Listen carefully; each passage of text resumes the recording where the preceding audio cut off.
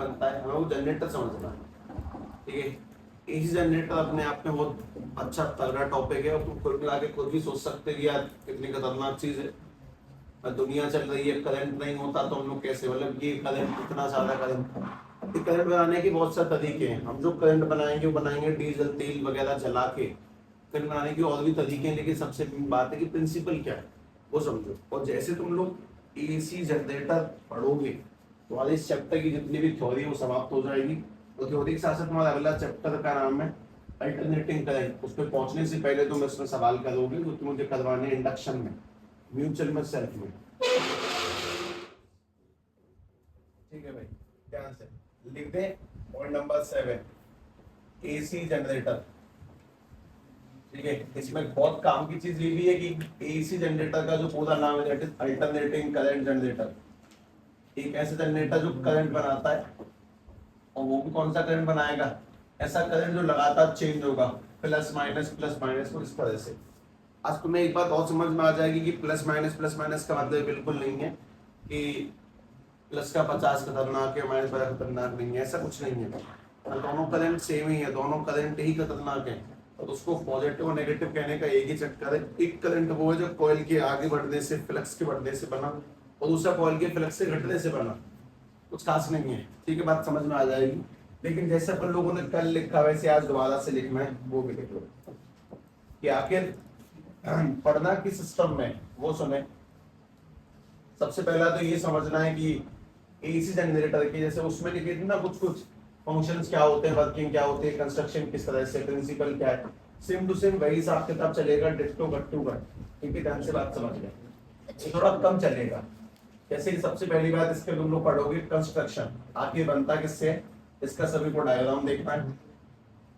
Construction के बाद में तुम्हें क्या समझना है, इसकी वर्किंग, और वर्किंग के बाद में बस तुम्हें कुछ क्रिएट करने का काम, ये फॉर्मूले, और एट द एंड तुम्हें बना देना है एक ग्राफ, और तुम्हें उस ग्राफ को थोड़ा सा स्टडी करना है जिससे कि तुम आगे दिक्कत में ना फंसो। ध्यान रखना हमारी घर में हर जगह पे जितनी बड़ी बड़ी मशीन है वो सब एसी से ही चल सकती हैं। DC current is not so powerful basically. ठीक है, ध्यान से बात समझे, क्या फर्क है वो समझ लेंगे हम लोग। तो पहला कंस्ट्रक्शन, TRU, कुछ अजीब सा पिक्स है उसमें, तो वर्किंग फॉर्मूला, उसके बाद में ग्राफ। ठीक है, ध्यान से बात सुने।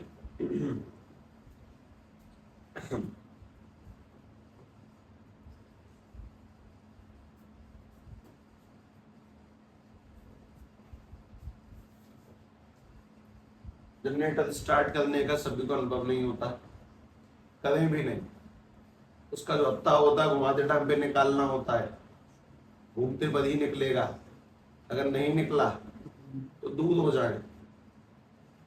काफी अच्छी जगह पे डिस्टेंस ना भटके, ना भटकने दें किसी को वहां, क्योंकि हत्था पे फिक्के लगेगा, किसी भी डायरेक्शन में लग सकता है। हत्था भारी होता है, ताकतवर होता है, अगर लगा तो भाई पता नहीं क्या हो, डेंजरस सिस्टम। ठीक है, ध्यान से बात सुनो। कंस्ट्रक्शन, उसके बाद में ये वर्किंग वगैरह ये सारी बातें, लेकिन जरूरी ये बातें बताना, ऑब्वियसली किताब में जोड़ लेके हत्था भी होता है। इस बुक में नहीं लिखा है कि उसमें हत्था पाया जाता है, कहीं नहीं लिखा किताब में। वो सब तो ऊपर की जो प्रैक्टिकल दुनिया ही अलग है, थ्योरेटिकल से बहुत आगे निकल जाती है वो। ठीक है, ध्यान से लिख लें सभी लोग। अपने पास में एसी जनरेटर के अंदर पहली बात है क्या चीज, एक ऐसी मशीन जो लगातार वेरिएबल करंट बनाती है, अल्टरनेटिंग करंट प्रोड्यूस करेगी, वो मशीन ऐसी जनरेटर है। ठीक है, तो इसमें मोटी मोटी बातों से स्टार्ट किया जाता है। इसकी सभी लोग सबसे पहले लिखेंगे कंस्ट्रक्शन, इसको बनाने के लिए किस किस चीज की नीड है, लिख दो ध्यान से। सबसे पहला जो इसमें सामान चाहिए उस सामान का नाम है, एक आर्मेचर होता है, कॉइल आर्मेचर। आर्मेचर यानी कि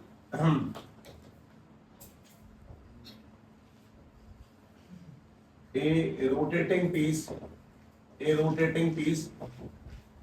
which have a lot of firing, which have a lot of coils over it। एक ऐसा पीस जिसके ऊपर बहुत सारी कॉइल्स होती हैं। तो सबसे पहले तो वो होना चाहिए। दूसरा इसके पास होना चाहिए मोटे मोटे रूप से स्लिप रिंग्स।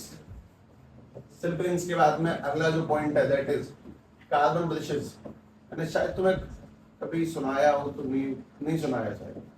कार्बन ब्रशेस ये होने चाहिए हमारे पास, इसमें लगी होनी चाहिए कंफर्म परमानेंट मैग्नेट। और कुछ इस तरह से सेट करने से अगर हम रोटेशन प्रॉपर्ली लगा दें तो अपने पास में बन जाता है एक जनरेटर मोटे मोटे रूप से। हम लोग कभी भी किसी मोटर को, जनरेटर को या फिर ड्रिल मशीन वगैरह को कभी देखोगे तब तुम्हें समझ में आएगा कि उसमें ना कार्बन लगे होते हैं साइड में, वो घिस जाते हैं, काम नहीं करते हैं, स्प्रिंग्स ही होती हैं मशीनों के अंदर। बस काफी अच्छी नॉलेज है अगर सही से मिल जाए तो, ऊपर चल रही है वैसे तो मैं चला नहीं आती हूँ, पता नहीं है कि है क्या अंदर, सिद्धांत नहीं पता, सही कर लेंगे। पीछे के नाम भी पता होते हैं तो किसी पूछ लेंगे।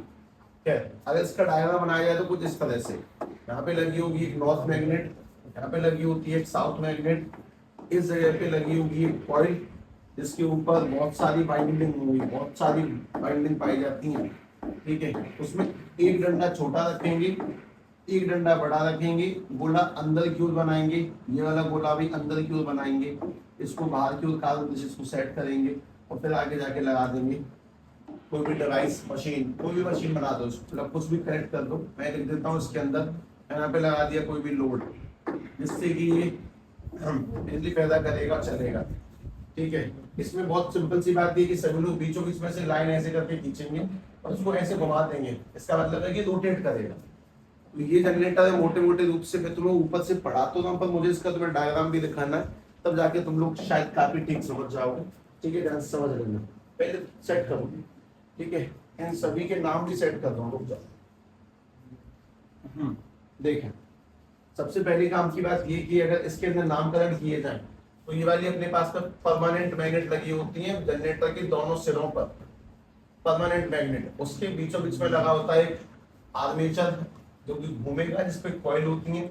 और उसके बाद में अगला पॉइंट, ये जो गोल गोल है इनको हम लोग बोलते हैं स्लिप रिंग्स, ये है स्लिप रिंग्स। फिर ये जो यहाँ पे अटैच है इस जगह पर, इसको बोलते हैं कार्बन ब्रशेस, ये कॉन्टेक्ट बनाते हैं इसके साथ में स्लिप रिंग्स और वायर के बीच में। Carbon brushes make contact with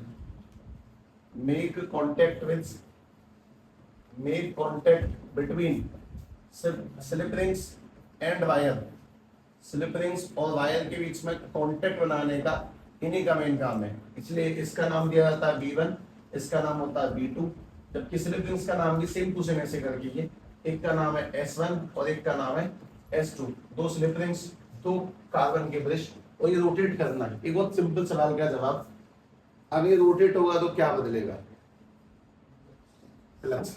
flux बदलने के तीन मेन तरीके थे अपने पास में अब तक। तो स्टार्टिंग में था phi equals to B A cos theta के अकॉर्डिंग, अगर तुम्हें फ्लक्स बदलना है तो क्या क्या बदल सकते हो? बी चेंज कर सकते हो, ए चेंज कर सकते हो, थीटा चेंज कर सकते हो। तो हम लोग जब इसको रोटेट करेंगे तो रोटेट करने से क्या होगा कि रेखाएं कम होती हैं और उसके बाद में बढ़ जाती हैं, फिर कम होती हैं, फिर बढ़ जाती हैं। जब फ्लक्स बदलेगा तो फ्लक्स के बदलने से क्या पैदा होगा? करंट पैदा होगा, और यही इसके प्रिंसिपल के अंदर सेट करना तुम लोगों को। उसका हैशटैग बी भी ध्यान से लिख दें, इसका जो हैशटैग बी है वो प्रिंसिपल है। आखिर हमारा एसी जनरेटर कौन से सिद्धांत पे काम करके करंट को बनाता है, तो प्रिंसिपल सेट करें। It is based on electromagnetic induction, it is based on electromagnetic induction, ये भी उसी पर बेस है। और वो किस तरह से? By changing theta, by changing theta there is a periodic change in flux,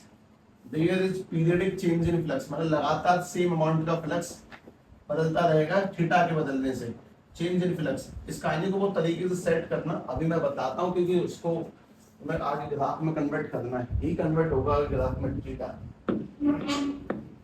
sign का ग्राफ आता है क्या? एक दो बार आएगा।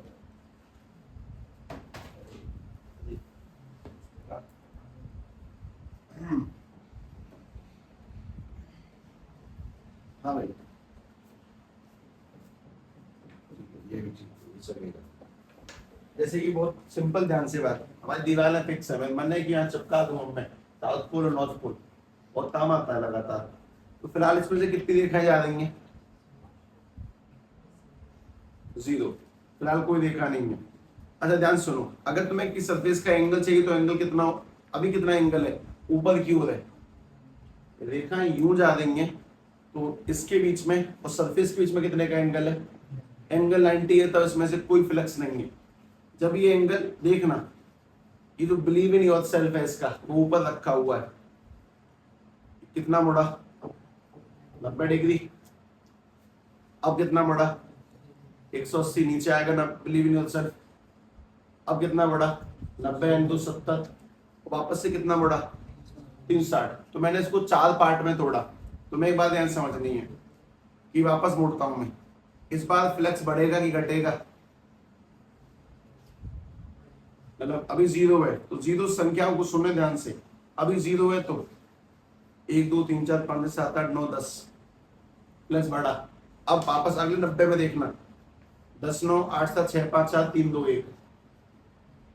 अगले 90 में दोबारा से फ्लक्स बढ़ेगा, 1 2 3 4 5 7 8 9 10। उससे अगले फ्लक्स वापस से घटेगा, 1 2 3 4 नहीं 10 9 8 7 6 5 4 3 2 1। कुल मिला के अगर तुम ध्यान से देखो इसके रोटेशन, उनको टोटल कितने फेज में तोड़ना है तुम्हें, 4 फेज में।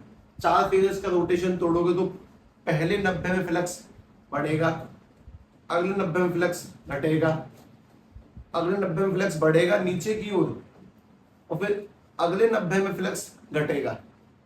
अगर तुम इस कॉइल को ध्यान से देखते हो, लगातार कॉइल 4 बार फ्लक्स को चेंज करती है, इंक्रीज डिक्रीज इंक्रीज डिक्रीज। एक पूरे रोटेशन में उसका 2 पोजीशन है, मतलब यहां से यहां पे इंक्रीज करेगा फिर डिक्रीज करेगा, उसका दोबारा से इंक्रीज करेगा और फिर वापस से डिक्रीज करेगा। और लगातार फ्लक्स के बदलने से क्या प्रोड्यूस होता है उसके अंदर, करंट। जब भी फ्लक्स बदलेगा करंट प्रोड्यूस होगा। ध्यान रखना एक बहुत सिंपल चीज, कॉइल जब रोटेट करेगी तो 360 डिग्री होता है एक चक्कर, उसके अगर 4 टुकड़े करे जाए तो एक 90 में फ्लक्स बढ़ेगा, अगले 90 में फ्लक्स घटेगा, अगले 90 में फ्लक्स नीचे की ओर बढ़ेगा और फिर अगले में वापस से फ्लक्स नीचे की ओर घटेगा। 4 फेज है टोटल। उन 4 फेज को हम लोग सेट करेंगे, लेकिन एक बात बिल्कुल धूप से ध्यान रखिए अच्छे से, जब पहले फेज में करंट बढ़ के घटेगा तब करंट जाएगा, और जब दोबारा से बढ़ के घटेगा तो वापस से करंट जाएगा। इस डायग्राम को अगर मैं तुम्हें सही से ही रूप में एक जगह और दिखा दूं तो भी ठीक है, ध्यान से देखना। मुझे जनरेटर का रियल डायग्राम चाहिए, ड्राइंग तो मैंने भी कर दी, देना नहीं आता।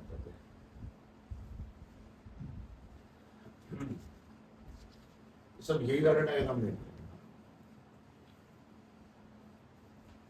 हैं। ये स्लिप रिंग्स का सिस्टम है।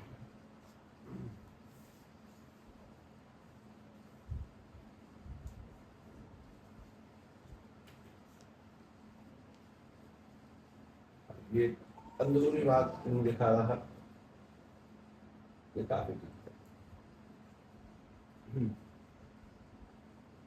क्या तुम इससे जनरेटर खोल के सही कर लोगे? बिल्कुल नहीं, बिल्कुल नहीं कर सकते।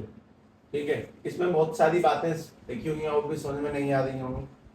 मुझे एक डायग्राम और मिला था किसी समय पर, मैं उसकी खोज में फिलहाल नहीं मिलता है तो ठीक कोई बात नहीं।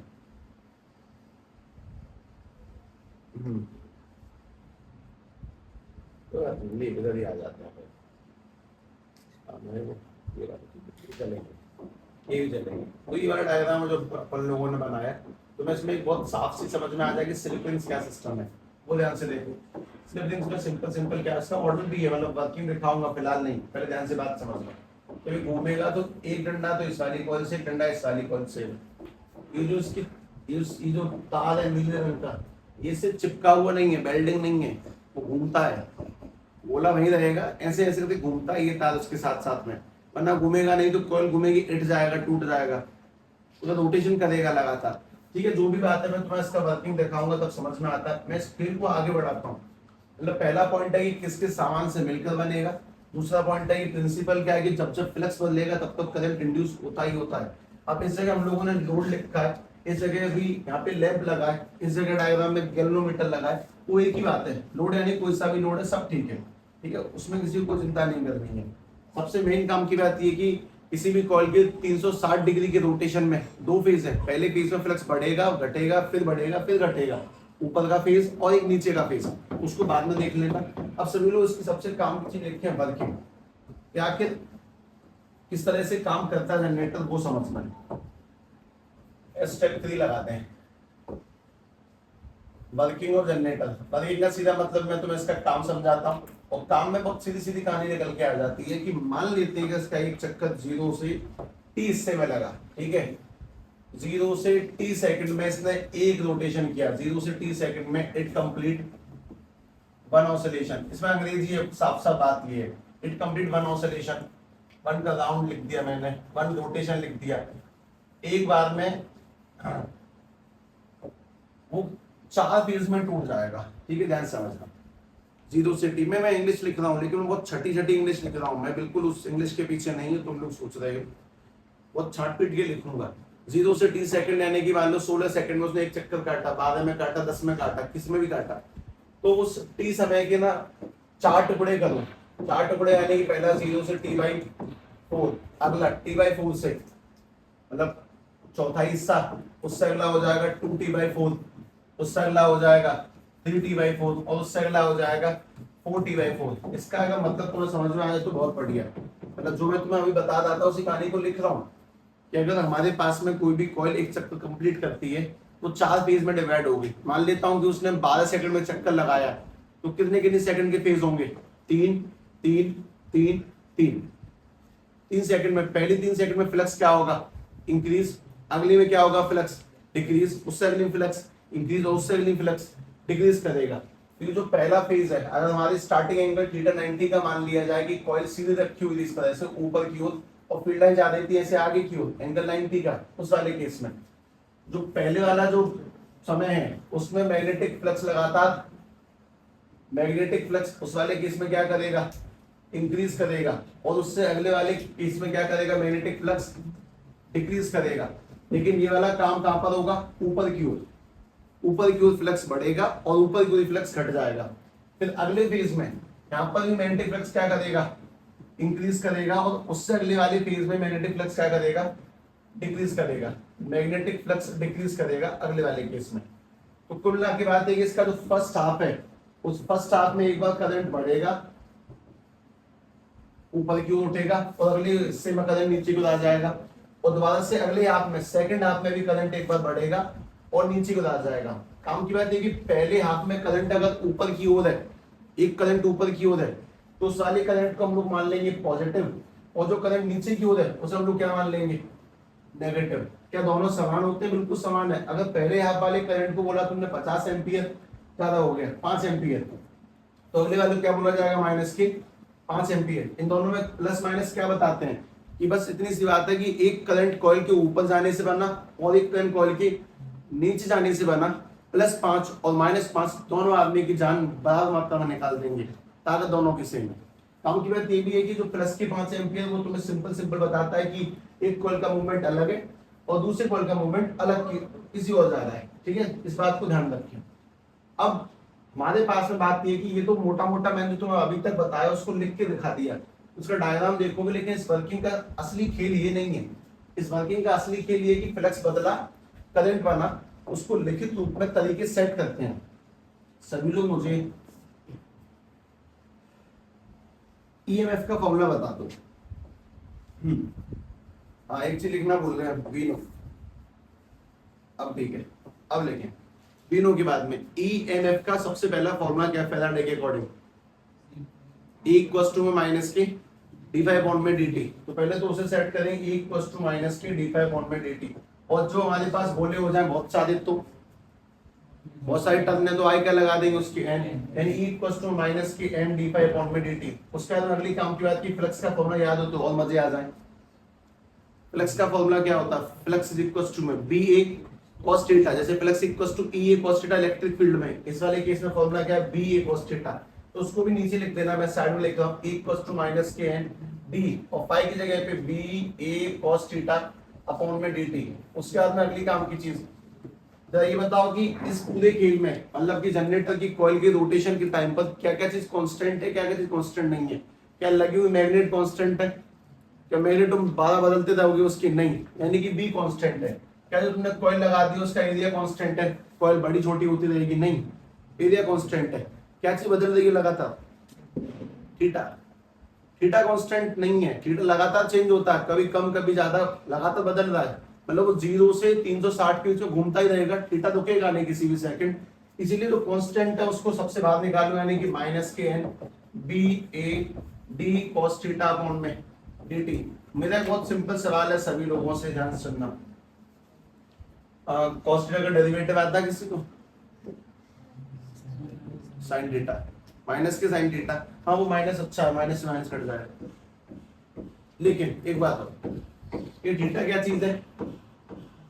एंगल ऑफ रोटेशन की। कोई भी कॉइल ने कितने एंगल रोटेट किए, और इसी रोटेशन को ना थोड़ा सा बदल देते हैं। शायद तुम्हें याद आ जाए, एक बहुत अच्छी काम की चीज। बस ये याददाश्त वाला चक्कर है जो कठिन बना देता है।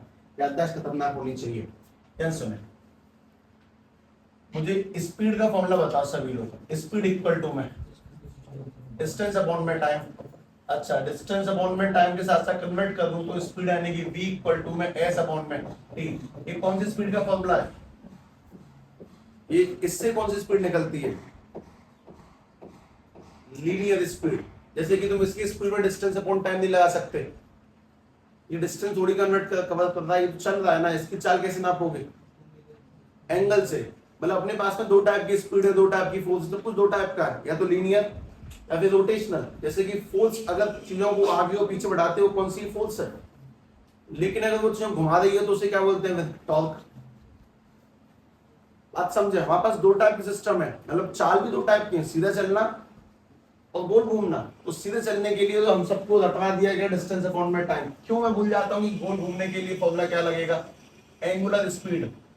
और एंगुलर स्पीड कैसे निकलती है?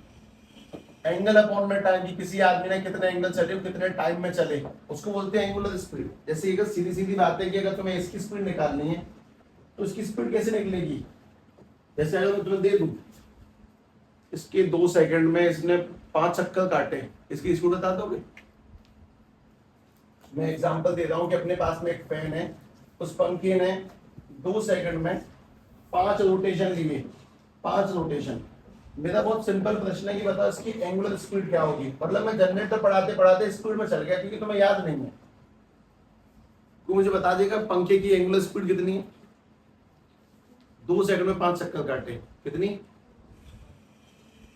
आवाज ही नहीं आ रही मुझे।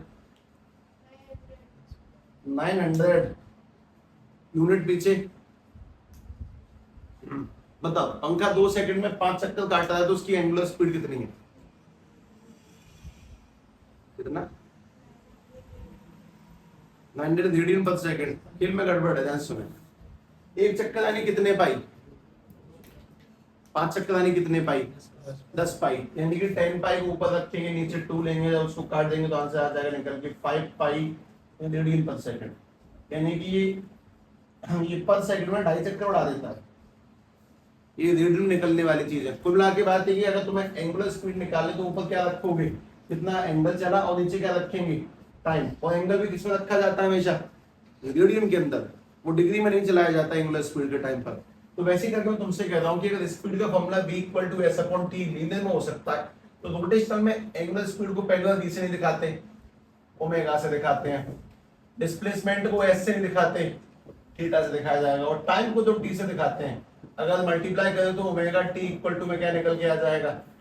थीटा। तो हम लोग थीटा की जगह वैल्यू पुट कर देंगे e is equal to minus के n dA, और d cos थीटा की जगह पे ओमेगा t अपॉन में dt। मैं इस बात को आगे बढ़ा दूंगा, लेकिन एक सवाल का जवाब, ओमेगा क्या चीज है?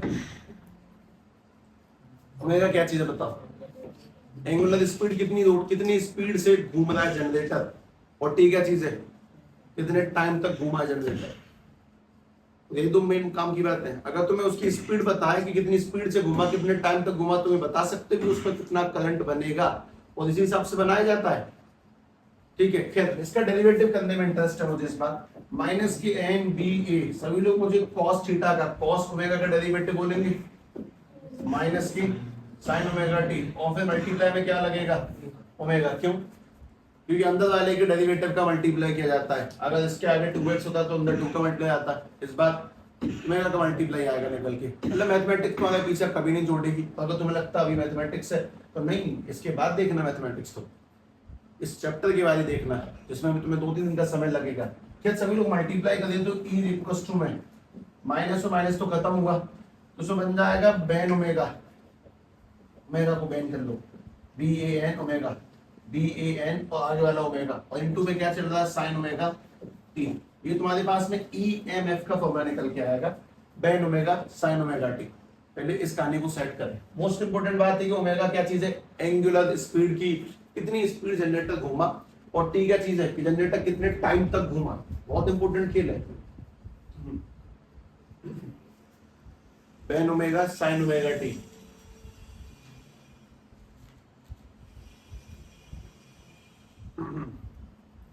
ईएमएफ निकालने का फॉर्मूला। मोस्ट इंपोर्टेंट बात, सबसे पहले क्या इंड्यूस होगा, वोल्ट, उसके बाद क्या बनते हैं, करंट। अगर वोल्ट ही नहीं होंगे तो वायद में करंट कहां से आएगा, तो कितने वोल्ट आते हैं, Ben omega sin omega t।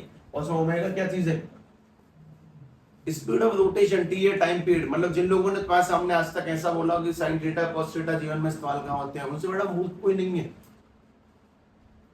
Generator में यही चलता है। आगे बढ़ोगे, रेडियो की frequency signal transmission, sine omega cos omega के बिना काम ही नहीं है। वो रेडियो जिससे आवाज तेज आती है, माइक वगैरह, उनकी इनके बिना काम ही नहीं है। साइन ओमेगा टी बताता है कि कितने कौन सी टाइप का बनाना चाहिए, कितना वोल्ट बनेगा। साइन थीटा के बिना तुम उसकी स्टडी नहीं कर सकते, बना ही नहीं सकते हो तुम उनको। बनाने के लिए नीड पड़ती है उन चीजों की, मैथमेटिकली एप्लीकेशन का होना बहुत इंपॉर्टेंट है, वरना कोई फिक्स का इंस्ट्रूमेंट बनेगा नहीं। ठीक है, तो उन लोगों को भी जवाब दिया करें कि भाई तू I equals to sine omega T सुना है क्या, नहीं तो तू घुमा रहे। साइन थीटा के बारे में आरोप क्यों लगा रहा है कि ट्रिग्नोमेट्री इस्तेमाल नहीं होती कहीं पे। ठीक है, इस बात को ध्यान रखें। ऐसे लोगों से उलझना सीखें, उनको जवाब देना सीखें, दुनिया को बिल्कुल सीधे हाथ ना लें। कोई नहीं, हमें क्या करना, हमें करना है, अरे हमें नैका से पढ़ना पड़े, मतलब हमारे होने से उस आदमी के साथ पढ़े ना पढ़े, कुछ भी कोई दिक्कत नहीं। भाई बोला कैसे बोला, पढ़ाई है काम की, ज्ञान मत दिखा जब तुझे पता नहीं है। तो खैर, स्केल को बढ़ाते हैं, ध्यान रखना। इसमें बी क्या चीज है, जो मैग्नेट वाली होती है। ए क्या चीज है, एरिया। एन क्या चीज है, कितने सारे गोले। ओमेगा क्या चीज है, एंगुलर स्पीड। इसमें क्या क्या कांस्टेंट है ये बता दो बस तुम लोग मुझे। पी कांस्टेंट है, ए कांस्टेंट है, नंबर ऑफ गोले फिक्स हो गए, तुम डेली थोड़ी बदलते हो इसके गोले। ओमेगा फिक्स नहीं है, ओमेगा की स्पीड कम हो ज्यादा हो सकते, चलाएंगे तो ज्यादा वोल्ट बनेंगे, कम चलाएंगे तो कम वोल्ट बनेंगे।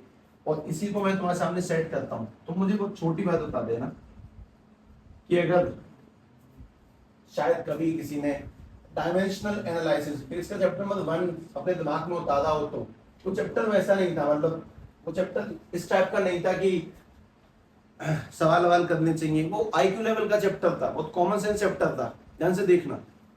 जैसे कि मैं तुम्हारे सामने कहता हूं कि स्पीड इक्वल टू होता है कि डिस्टेंस अपॉन में टाइम। तो स्पीड की यूनिट क्या होती है, मीटर पर सेकंड।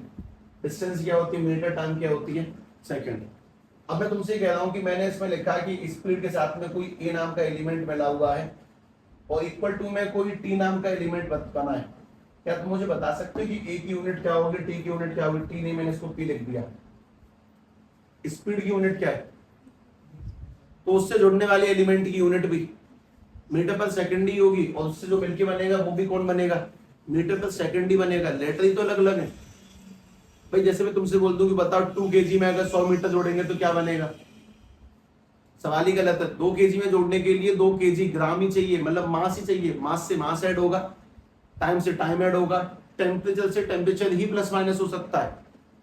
हम अगर चीजों को प्लस माइनस करना चाहते हैं तो किस टाइप की चीजें प्लस माइनस हो सकती है, ओनली जिनकी चीजें मतलब चीजें सेम होनी चाहिए। तुम मास को टेम्परेचर में नहीं जोड़ सकते। वही बताना 40 डिग्री सेल्सियस में अगर 20 किलो जोड़ देंगे तो क्या बनेगा, कुछ नहीं है। गलत सवाल है, बेवकूफ आदमी है। तो वैसे करके बात सुनोगे समझ में आएगा कि अगर ये स्पीड है तो ए भी कौन है, ये स्पीड है। स्पीड में ऐड होने वाला भी स्पीड होगा, जो मिलकर बनेगा वो भी क्या होगा, स्पीड ही होगा। अगर चीजें ऐड हो जाएंगी या फिर माइनस हो जाएंगी तो सेम यूनिट को रिप्रेजेंट करते हैं। सेम टू सेम इस कहानी को यहाँ पे ध्यान से देखना। अगर मैं तुम्हारे सामने लिख देता हूँ कि भाई अपने पास में स्पीड है और सामने लिखा है p प्लस के x, तो p क्या चीज है, s वाली स्पीड है, p क्या चीज है इसमें, स्पीड, x क्या चीज है, स्पीड।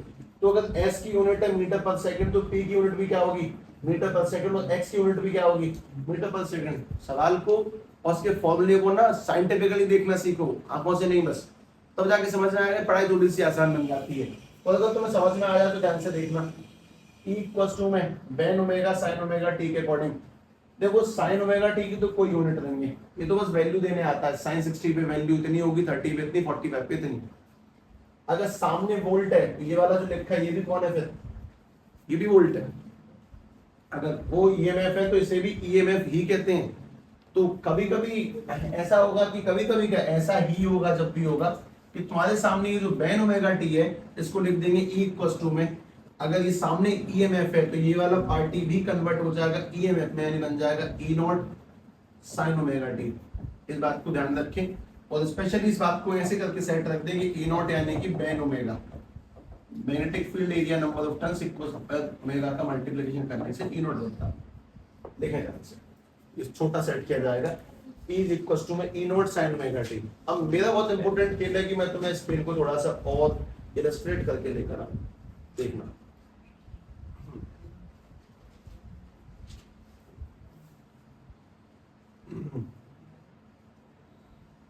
बेन ओमेगा ही ई नॉट है, E not sine omega T.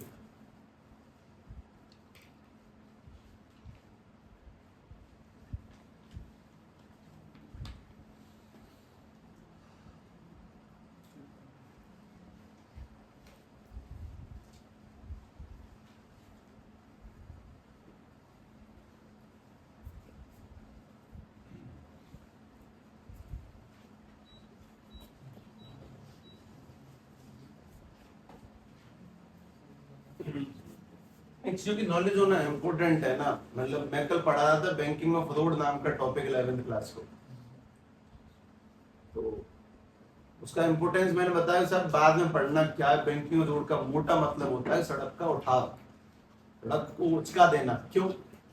क्योंकि मैंने किसी आदमी का आंसर ये तक पढ़ा है कि बैंकिंग ऑफ रोड यानी कि the amount of loan taken from the bank to build the road is called banking of road. Bank से पैसा लेते हैं जो उससे रोड बनाए जाते हैं उसको बैंकिंग ऑफ रोड कहते हैं।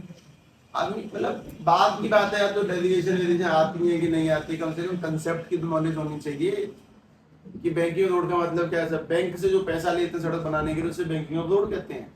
ऐसा तक सुना है मैंने आंसरों को, इसीलिए कम से कम अनुमान तो होना चाहिए टॉपिकों का। हम लोग पढ़ क्या रहे हैं मोटा मोटा रूप से कि करंट बनाया जा रहा है तो कुछ खास नहीं। अच्छा करंट से याद आया कि V equals to I R है, करंट का फॉर्मूला क्या होता है?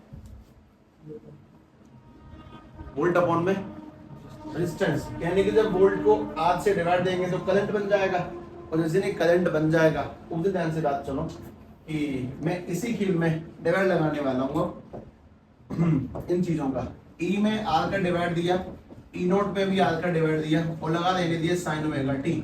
ई तुम्हारे लिए ई होता होगा, मुझे वोल्ट ही सुनाई देता है, मुझे ई लिखने में वी लिखने में कोई आपत्ति नहीं है, हाँ सेम है।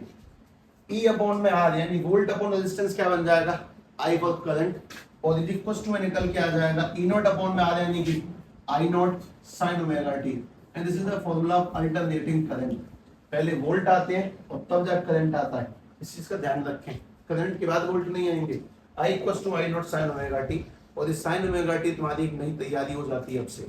ठीक है, समझना है, बहुत कुछ देखना है ध्यान से। देखना पहले से लिखते हैं, वो छोटा सिस्टम है, हमने फॉर्मूले क्रिएट किए, वर्किंग में फॉर्मूले, और फॉर्मूले के बाद में अगली चीज आसान है, याद रहेंगे।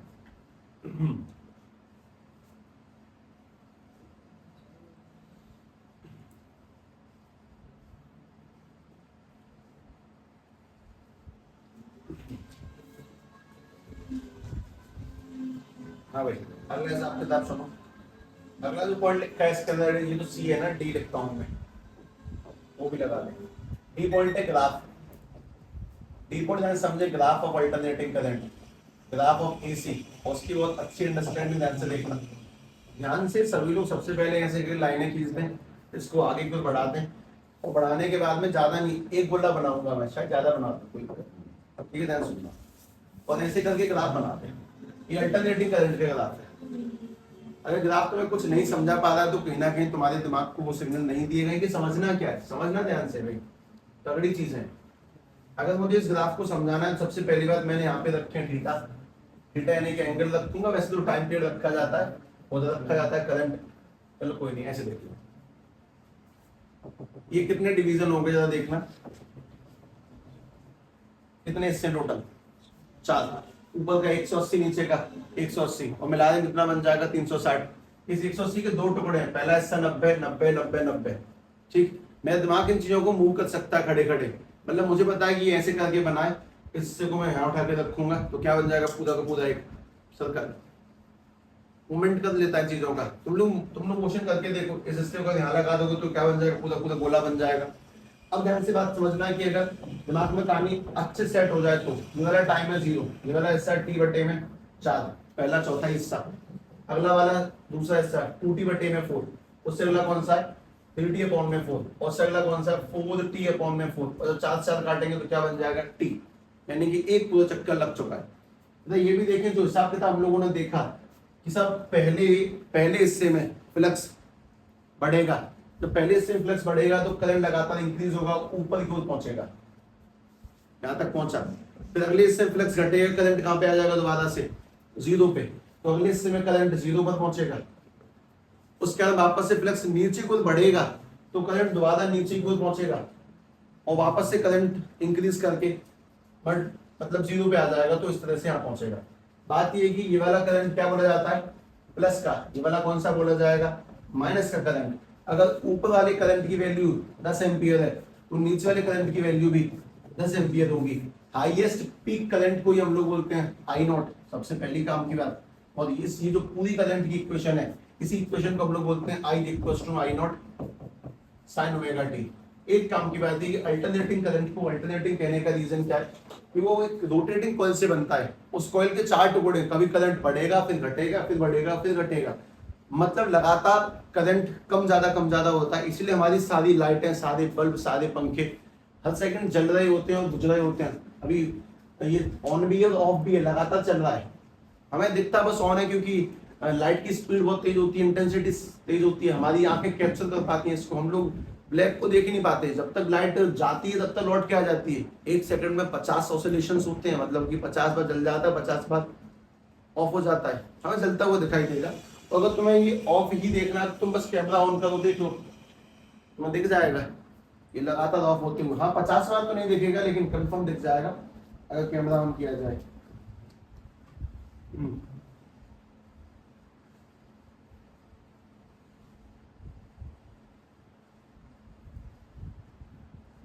ये जो ये लुप्त है ये लाइट की है, लगातार लाइट का कम आना, कम होना, ज्यादा होना, ये इसीलिए वाइब्रेट करता है, वरना करेगा नहीं। अब कांस्टेंट जले तो नहीं करेगा, सीधी सीधी बात है। लगातार बल्ब ऑन हो रहे हैं ऑफ हो रहे हैं, अगर तुम बल्ब में चेक मारोगे तब समझ में आएगा। लगातार बल्ब पे ज्यादा अच्छा दिखाई देगा, ठीक है। दीवार पे देख लो, वो दीवार पे समझ में आ जाता है, क्योंकि लगातार करंट ऊपर नीचे ऊपर नीचे ऊपर नीचे हो रहा है, लगातार बढ़ रहा है घट रहा है बढ़ रहा है घट रहा है। तो हमें दिख नहीं रहा क्योंकि लाइट की स्पीड 3 लाख किलोमीटर पर सेकंड जाने से पहले आ जाती है, लौट के जाए तब तक तो पहुंच जाती है, तो दिखेगा नहीं, हमारी आंखें कैप्चर नहीं कर सकती।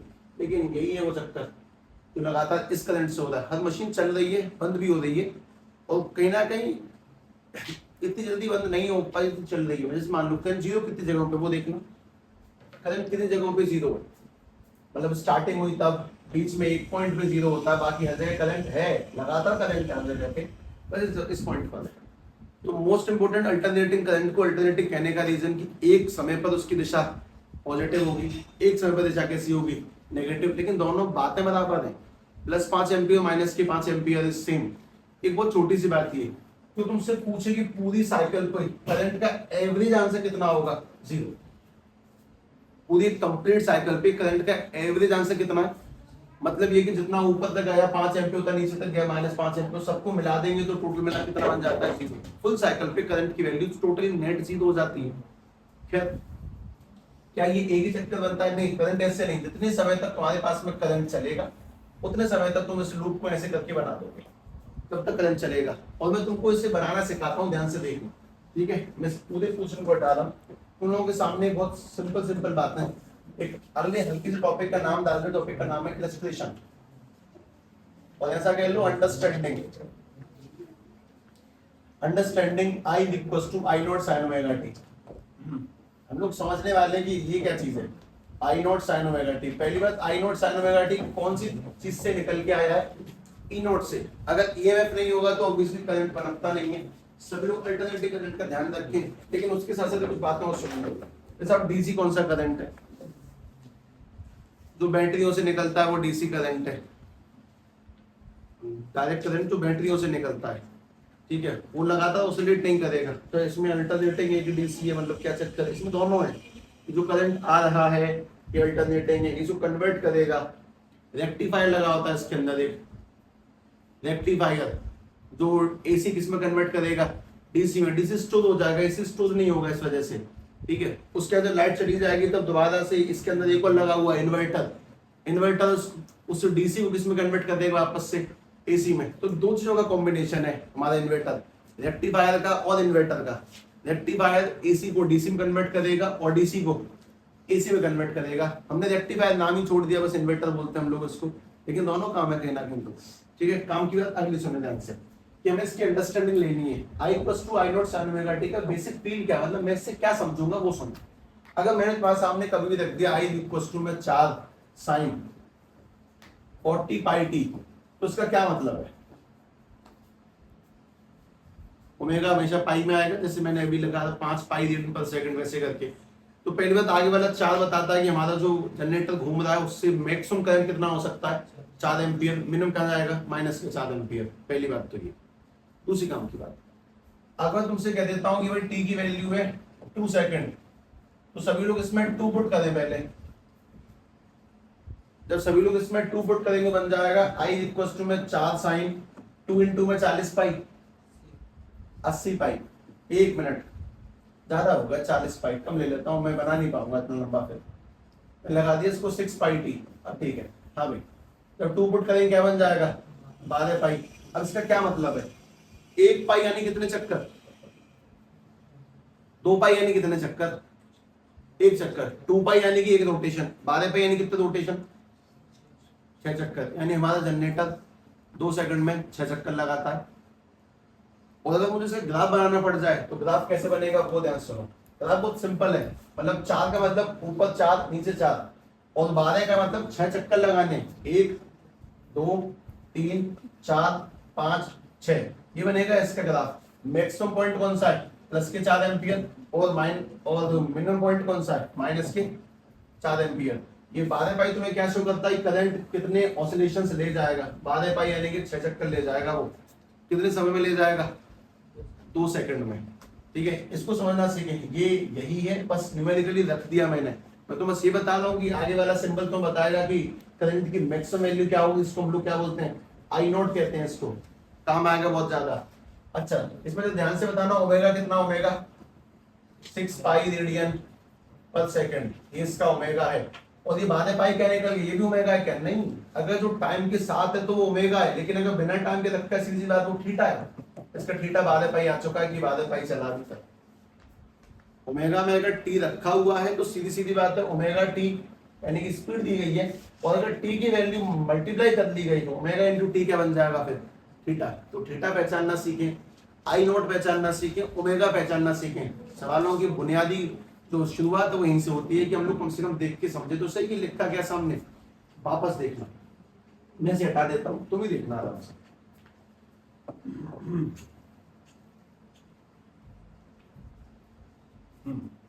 I = में I0 sin omega T current alternating. I = में I0 यानी कि 2 sin, मैंने लिखा है इसको 4 पाई टी। पहली बात तुम मुझे ये बताओ कि अल्टरनेटिंग करंट को अल्टरनेटिंग क्यों कहते हैं, कि लगातार कॉइल के ऑसिलेट करने से बना। सब डीसी को डीसी क्यों कहते हैं, क्या वो कॉइल के ऑसिलेट करने से नहीं बनता, बनता है, उसमें फिर स्लिप रिंग्स नहीं आती हैं। सारा खेल स्लिप रिंग्स का था, वो करंट को एक बार इस तार से भेजेंगे, एक बार उस तार से भेजेंगे। सारा का सारा जो खेल था वो इन रिंग्स का है। अगर इस जगह पे लगी होती स्प्लिट रिंग्स, आ जाते गोले भी आते हैं, तो बनता है डीसी।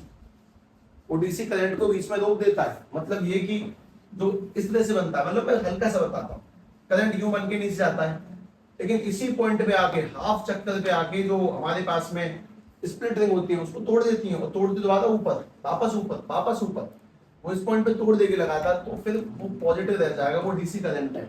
फिर हमें डीसी करंट को ऐसे लिखते नहीं है, हम बस इसके पीक पॉइंट को ऐड कर देते हैं और ऐसे बना देते हैं।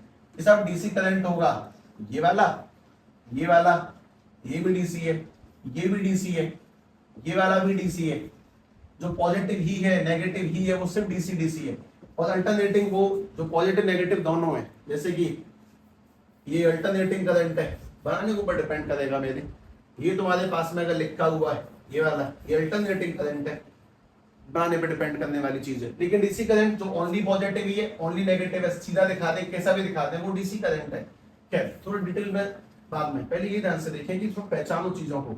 इसमें आई नोट की वैल्यू क्या दी गई है, इस वाले आई नोट की वैल्यू 2 एम्पियर, इसमें ओमेगा की वैल्यू क्या दी गई है 4 पाई, और इसमें थीटा कितना नहीं पता। अगर मैं तुम्हें टाइम पुट करवा लूं कि भाई ये काम करोगे t इक्वल्स w पुट कर ले 2 सेकंड्स, तो बताओ थीटा क्या निकल के आएगा, इसमें 2 डालो, 2 × 4 यानी कि बन जाएगा 8 पाई, और पीछे लगाएंगे रेडियन, और जो तुमने ओमेगा निकाला है उसको तुम लगाओगे मीटर, मीटर नहीं रेडियन पर सेकंड, RAD पर सेकंड, दिस इज ओमेगा। अब बात है सिंपली उसको ड्रॉ करके देख लो कि अगर टाइम 2 है तो क्या बनेगा उसके साथ, कितने चक्कर काटेगा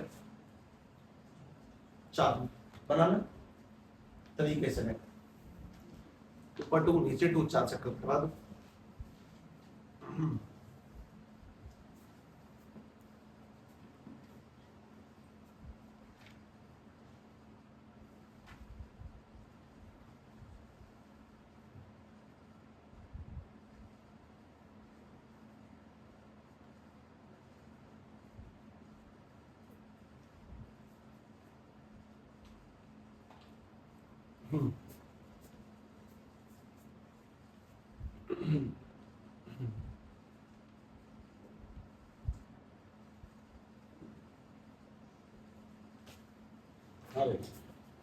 उत्तर ध्यान से देख लें, ठीक है 1 2 3 4 ऐसे करके 4 बनाने, उसके बाद में ये बन जाएंगे तुम्हारे पास में प्लस के 2 एम्पियर ऊपर वाला हिस्सा, नीचे वाला माइनस के 2 एम्पियर।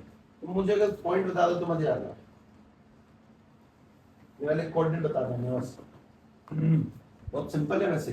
ये वाला होगा कौन सा पाई बाई, पहला वाला पाई बाई 2 90, अगला ये वाला 2 पाई बाई 2, एक एक बढ़ाते जाना लगातार, ये वाला 3 पाई बाई 2, ये वाला 4 पाई बाई 2, यानी कि 4 पाई बाई 2 जब काटेंगे 2 से तो कितना आ जाएगा 2 पाई, ये तुमने उसमें पढ़ा इंक्रीजिंग और डिक्रीजिंग फंक्शंस के अंदर, ग्राफ इसीलिए पढ़ रहे थे। ये वाला 5 pi by 2, 6 pi by 2, 7 pi by 2, 8 pi by 2, 8 pi by 2, 9 pi by 2, 10 11 12 13 14 15, ये वाला 16 पाई बाई 2, और अगर 2 16 काटे कितना आ जाएगा निकल के 8 पाई, सही तो निकला 8 पाई, एकदम एक्यूरेट बना हम लोगों ने, एकदम एक्यूरेट है। तो हम लोगों को थोड़ी बार अंडरस्टैंडिंग हो, मतलब टोटली मैथमेटिक्स का मिक्सअप है, और अगर हम उसको ध्यान से देख लें समझ में आता है।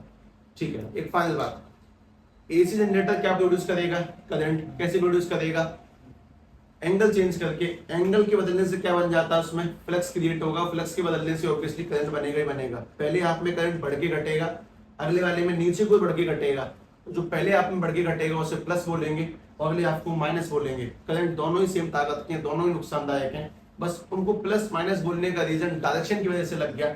एक बार करंट पहले वाले तार में जाएगा, एक बार दूसरे तार में जाएगा, उसका कंस्ट्रक्शन ध्यान रखें। और बस ये तुम्हारा एसी जनरेटर है, इसकी अंडरस्टैंडिंग तुम्हारे दिमाग को होनी चाहिए, सीधी सीधी बात। सभी लोग कल इस चैप्टर की न्यूमेरिकल स्टार्ट करेंगे, ये ध्यान रखें। न्यूमेरिकल क्या मतलब बहुत सही सवाल ही होंगे कुल बना के बात किए, ठीक है, ओके।